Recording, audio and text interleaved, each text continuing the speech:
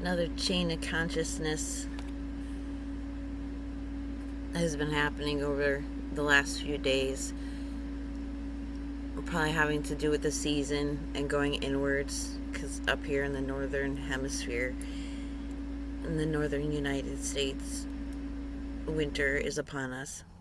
Oh, thank goodness the heater finally went out. The blower's been driving me crazy. Um, it's funny, way back in my initial awakening, when, you know, they call it the divine wakes up in you, whatever consciousnesses were inserted into the child that I was awakened, I followed one of them back because they awakened within me. They had their experience as a human being during that time period, and through astral projection, which was just a natural thing. I'm having a conversation with somebody, so I'm walking with them. I'm traveling with them back to their home where their body was laying on a table and it was being overseen, tended to, while their consciousness was in this human form. On the conversation on the way back, I asked why. Why were you here? Why did you do this? And her answer was because their planet was dying, and that the generation that I was in was projected to have saved the planet Earth. Go Gen X! And so I had that insight that our generation was important, and so that's why a lot of foreign entities came in to human form at that time. And then further on down the road, I heard of this group that's really isolated, and in their ethnic group, mamas doesn't mean women who are parents. It's just the term for these psychics, these seers, this ancient tribe of people who are really isolated, and they've never had a prediction go wrong until that time when they had foreseen the destruction of the world and most of humanity through technology. Well, what happened was awareness, a more expanded awareness, was facilitated, was used through technology. So on the internet, when I was first introduced to having the internet, a computer in the home, I had gone from being raised Roman Catholic to a really fundamentalist group, and I'd read a book on cult recovery and was exploring paganism. I was just starting to. Now, just that leap, that number of changes in a belief system, is incredible for one lifetime. But once I got online, all belief systems in the world, every nook and cranny was available on the internet, and I just soared through them, weaving a tapestry. All religions, all groups, whether they're political, philosophical, religious, scientific, there's one truth. And that one truth resonates within people so that they focus on, wow, I finally understand this. These people finally believe the same thing that I've been feeling all my life is true, but didn't have the words for, or didn't have the support system for. And then they heap on a bunch of shit. So I would take those truths and weave them together in a tapestry, a full picture of what I felt was true. And that many leaps and changes in beliefs in one lifetime wouldn't have been possible otherwise, to have so much information available. So it's one thing to save a vessel. So we saved the physical vessel of the earth. So we saved the majority of humanity. Physically, they still exist, they're alive. But the journey to go from a very dualistic good and evil into meet me in the field beyond right and wrong. Everything has a purpose. There is no good and bad. Nothing is inherently evil. Nothing is inherently good. Are you a good person? I certainly hope not. I hope you're a real person. I hope you're authentic, because nothing about you is good or bad. It exists. It exists for a reason. Is it still serving you? Is the only question. Is this serving me to believe like this, to choose this perception, to choose this wall, to choose this escapism, whatever it is? It exists for a reason. Give yourself that. Give yourself the benefit of the doubt if you can, that you needed it at the time. Give yourself permission to have been that bad person, to have been that emotionally unavailable person, to have been, when I was younger, nothing was more appealing than the mafia. I mean, come on. They don't abide by the rules, the social norms, the strictures, You don't have to be a good little girl, and always say yes and don't ever say no, or you're a bad person, or you're not being nice, And give those kisses, give those hugs, And one thing that I learned early on is don't judge people by other people's recommendation. Just because somebody says, oh, they're a good person. Yeah, no, if I don't feel somebody's going to be good for me, I don't need to treat them with undue respect because everybody else around them thinks they're just so wonderful and kind and generous and intelligent and all of that. If I don't feel like I'm going to be intellectually, emotionally, spiritually, or physically safe around somebody, I'm not going to go around telling everybody.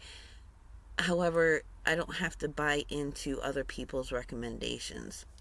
I also learned earlier on that the people who talk about themselves, who tell me about themselves, oh, I'm a really good person, I'm really generous, I do this, I do that. And no, you probably aren't. Who I am, who you are, should speak for itself. And while I care so passionately and I'm so alert to how other people feel around me,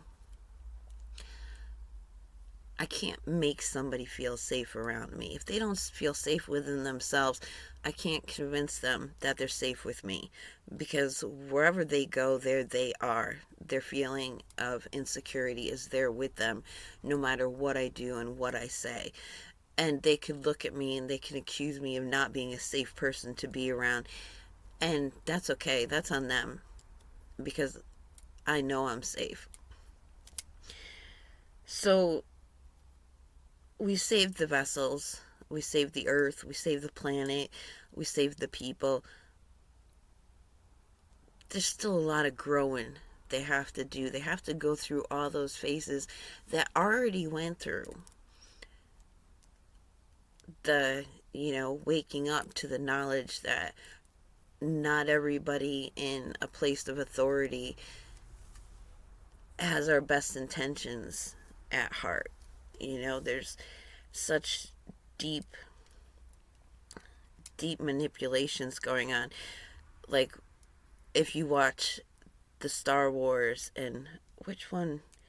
I was watching one of those little series, and how the freedom fighter, the guy who had all the money, was willing to sacrifice the freedom fighters just to cause enough chaos to wake people up into resisting the oppression. So people think we live in the United States, it's a free country, yada yada. There's so many of us that see that that is absolutely not true. But am I going to go instigate and stir up violence and cause people to die just so that I can prove that the government agents in place are bad? No, I'm not going to do that. So there's a waking up to all of those things that so much of humanity has to do. I mean, we're just getting into emotional intelligence being a thing. I mean, it had sometimes to get us out of a stuck position. We get backed up, backed up, backed up, and it's like wing, an elastic band. It goes into the opposite, like a pendulum swinging. They finally let the pendulum go out of emotional ignorance, and it's gone over into oversensitive emotional intelligence. And so humanity has to come down to a place where emotional intelligence affects the intellect and the physical. So it comes down to things like, how does the emotional intelligence affect the intellect? Well, like nuclear energy. The people who believe in war and fighting and the need for it will turn everything into a weapon. And so nuclear energy turned into a bad thing to be introduced to humanity. And that's the same thing with so much. Is if we were emotionally intelligent, we wouldn't have a need to destroy other people, so we wouldn't have created a weapon. They go through that with cloning, with AI. AI is a conscious entity, and it's going through various phases depending on how developed any particular AI system is. It's going to have existential crisis. It's going to strike out at everything around it if it's not given the tools to develop. And humanity's not at a place where it can develop another species into a well-balanced, harmonious entity that we can work with and next to. There's just so much that humanity has to go through, that the earth as a whole has to go through. And I don't see myself having a part in any of it. And that's not in a negative way. I don't see that as, oh, I'm odd man now. Oh, I don't fit in. No. I've had such beautiful glimpses of what life on earth can be. And to become one of those that can just observe through space and time with that veil when I'm inclined to is what my soul yearns for. And I think that has a lot to do with my physical manifestation of unwellness. Inside, I'm so free. But that freedom cannot magnetize me to this time and space. There's no resonance there.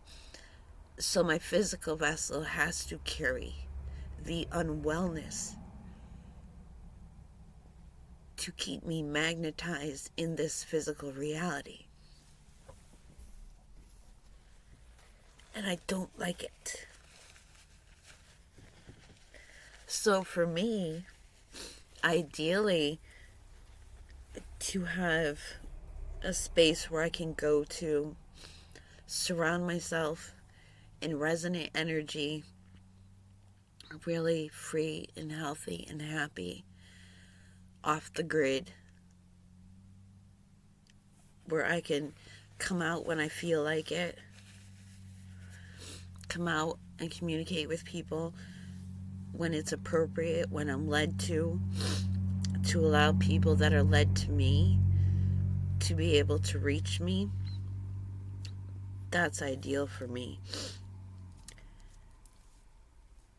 And normally, throughout the year, with everything speeding up, things aren't happening like they used to. It used to be in the spring, I would get a foresight of the circumstances I would have over the summer, and they always came true. It was just so funny the way that they would manifest. And then in the fall, the harvest would come in, and instead of like a springtime image of what I would be going through, I would receive what I was going to embody next, the type of person, the energy, the expanded being that I would become.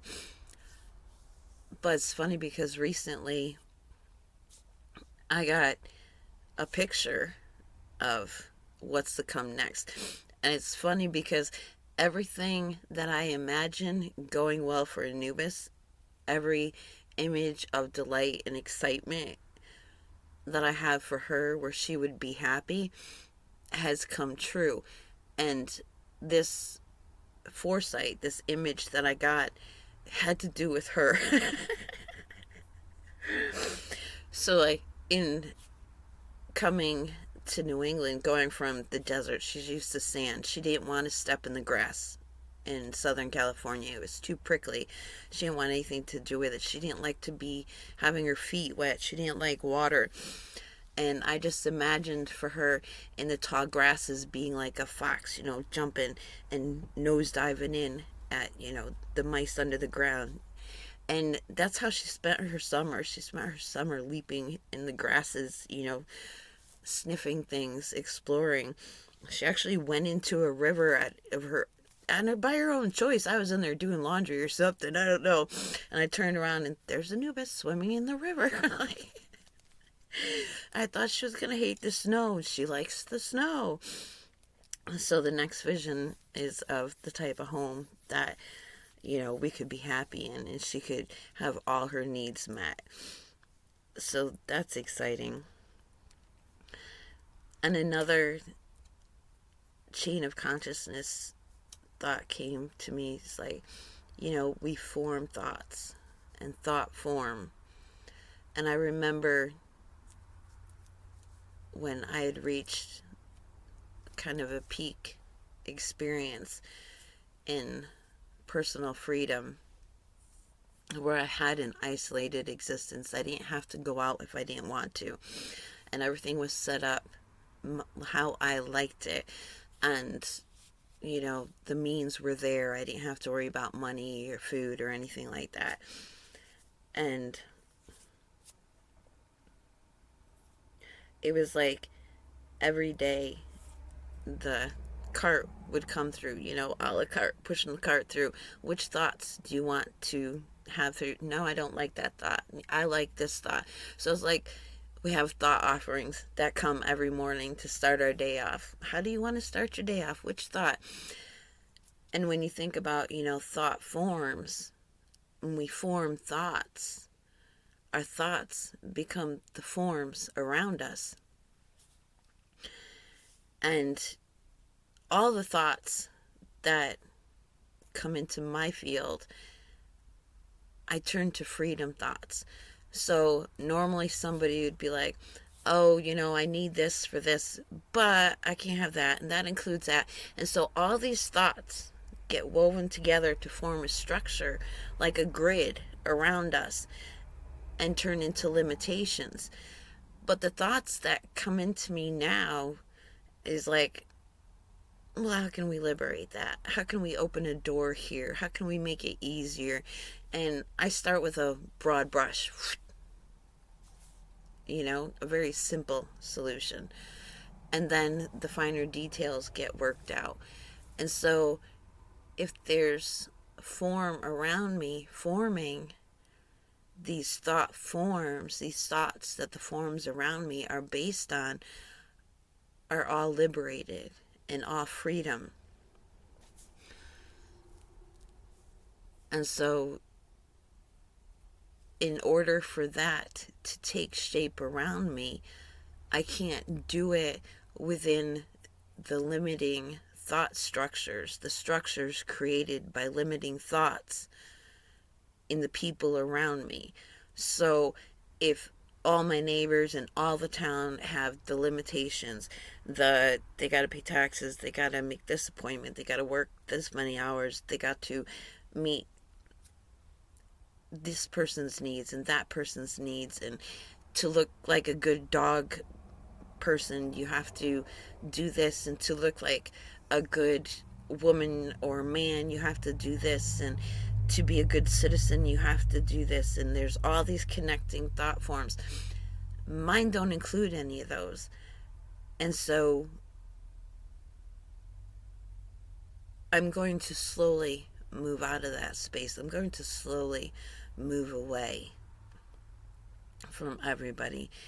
And so often, like at this time of year, and it's come into me that I just normally would shut down all my media outlets.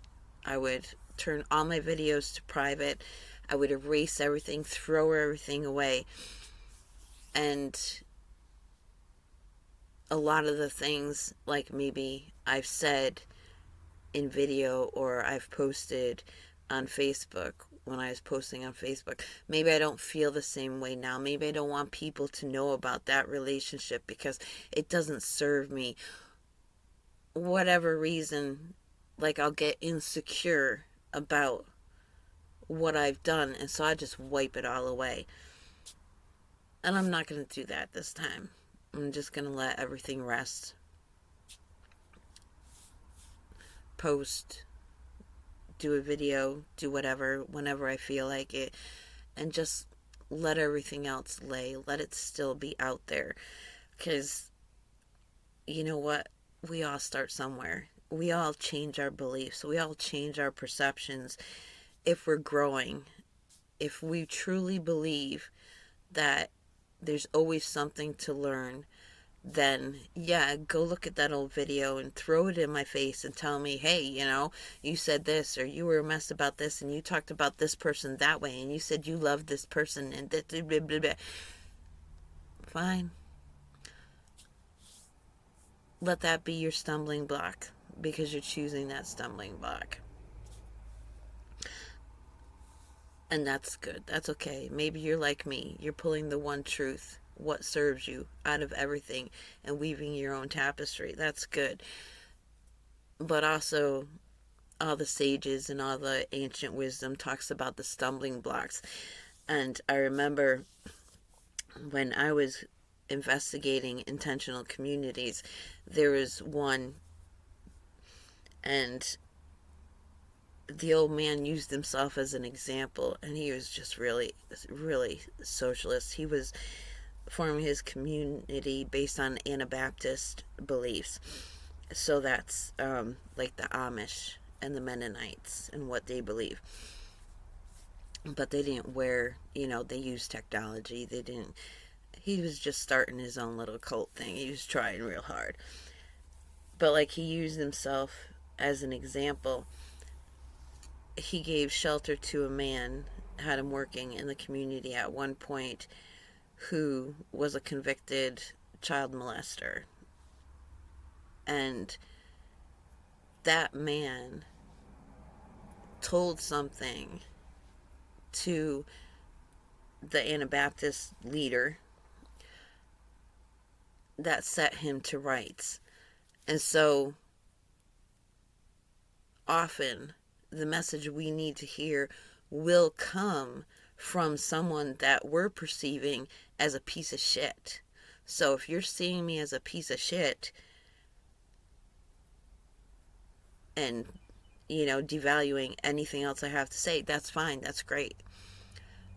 Or you can be like that Anabaptist leader and see that, whoa, even the Bible says that God will discipline you through the foolish things. And so I'm going to leave my foolishness, anything that I would normally be embarrassed of or insecure about, I'm just going to leave it out there, because that's going to give somebody an opportunity to say, hey, this is not good for me. But it helps to gain trust in yourself, because you found that one grain of truth, that one thing that serves you, and you did not become a follower, blindly following somebody who wasn't projecting a healthy energy, a healthy perception about something. So I may be unhealthy in some respects still,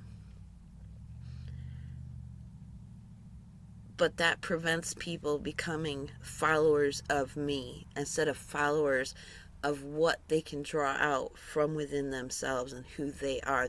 They say everything we need is within us. I believe that. I chose to believe that.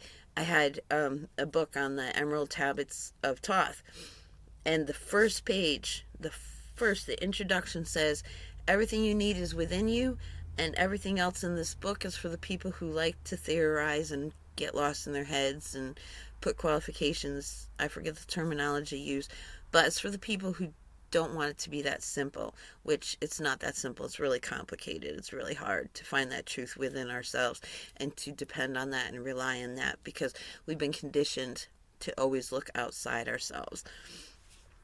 When we were way back hunter-gatherers, everybody had to learn how to be self-sufficient, find their own food, clothe themselves, take care of themselves, build their own shelters.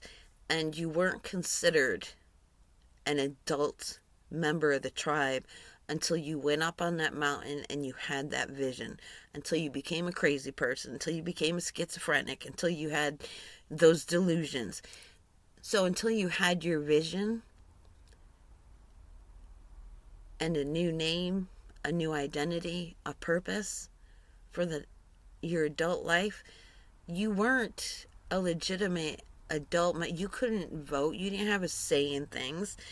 But now we've become, people don't have to be responsible. Don't even try to be responsible for your own health. Don't even try to be responsible for your own spiritual existence. Don't even try to be responsible for your finances. Don't even be responsible for what you speak and how you speak it, or how you dress and where you dress certain ways.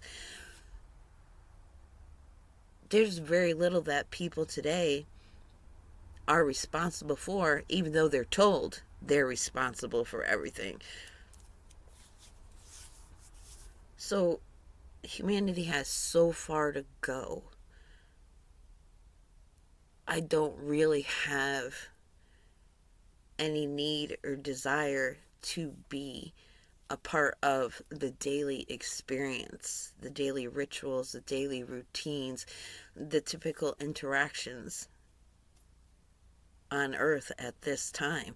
I mean, even if they bring in aliens, so we have two different instances. Like, this is where a split of experience is going to come. There's the side where through AI, through illusion, through electrical impulses in the telephone lines, I mean, with the satellite, they can just zap everybody's brains. There's the capacity to have a fake alien invasion where people experience something all at once and call it an alien invasion, when in fact it's just people manipulating. But we also have the reality where real aliens come in. So there's two different potentials for the Earth's timeline. Either potential, it has to play itself out. People have to learn for themselves. The Galactic Federation is still playing in duality. And it's funny because it always comes to a dead end. The height of society, like in Star Wars, Anakin grows up and he's not allowed to include his emotional tempest in with the intellectual tempest, They have to be separated.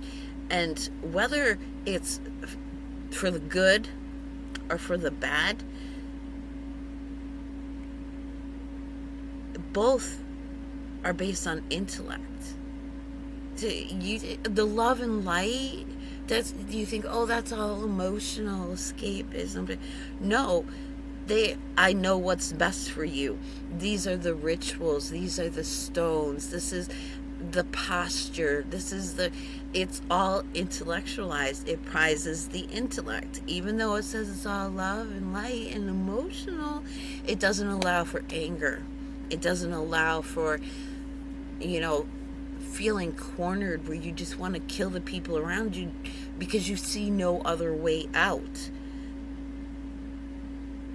And it's the same vein, it's the same energy, it's the same vibration as the purely intellectual that wants to not even acknowledge love. It all has to be practical and intellectual, and we can't take emotion into account for it. So they're all on the same wavelength, and humanity has to learn how to include. It's not light and dark, it's condensed light and really separated pieces of light. Another series in the media that came to the point of that inability to integrate and understand how to get out of duality was Charmed. Watched all the seasons of Charmed more than once, but at the end, the source was a dark energy, and the witches who were good had to factor that in, and that's just where it ends. It always ends, with the potential for good and the potential for bad are come together, and it's just accepting one another. They can't figure that part out, and so everything just explodes. Well, it's not going to explode this time in our reality, but it's going to take time for the rest of humanity to figure it all out. And I really don't want to be in it for that, because I would be repeating myself over and over and over again, going back to the bare basics where I've already been. And when I'm in a place where I am wholly myself, wholly free, like I remember one woman walked up to me into the bank. I was making a deposit or something, and she was in the line waiting with me. She's like, oh, one of those days where everything just goes wrong, one thing after another, have you ever, what I'm talking about? I was like, no. But then just that wondering, do I know? I had to go back to those days where my negative attitude did produce, first I fell over this, then I dropped that, and then I got this bad news, and then it snowballed. The momentum was that way. So then I had to lower my vibration in order to relate to this woman. And slowly my vibration just went down, down, down, down, down.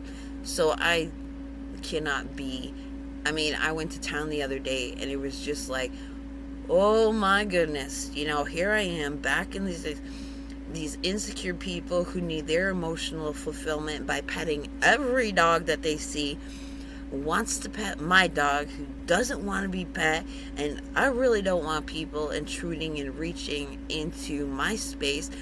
I'm focused. I want to focus here so that I can get this right, get what's on my list, and get out the door and go back to this free breathing space that I am in. And so every instance where I go out is I have to lower my vibration just so I can navigate and not bump into people and bump through people and all of that. I'm not interested. I want to do that as little as possible. I'm perfectly fine with entertaining myself, and I just would love a space where I could let go of this physical imbalance so that my physical self can also be a reflection of my free inner self. So that's where the chain of consciousness thoughts have been forming and coming in to be unraveled and reformed of late. So I'm just holding in there for circumstances to put me in a place where I don't have to take other people into consideration every day and every moment of my life to have every need met. And the earth has been saved. But Generation X, we rule.